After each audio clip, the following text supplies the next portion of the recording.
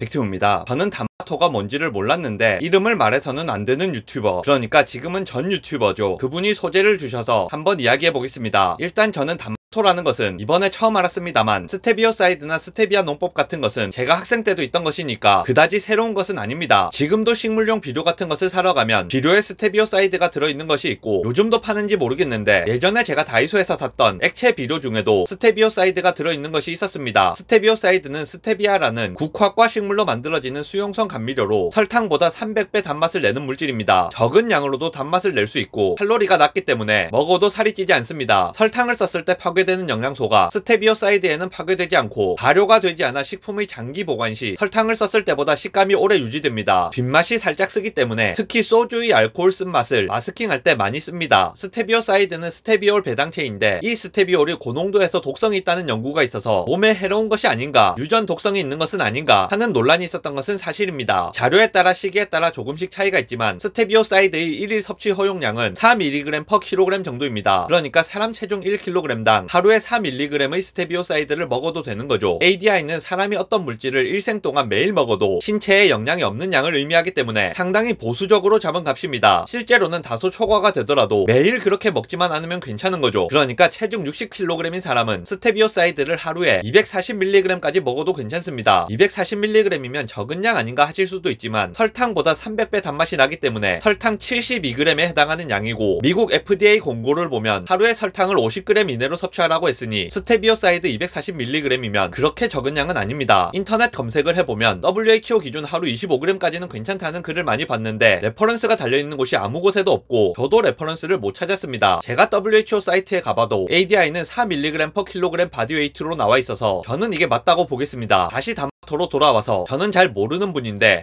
한씨라는 분이 단마토로 다이어트를 했다고 해서 단마토가 유명해졌던 것 같습니다.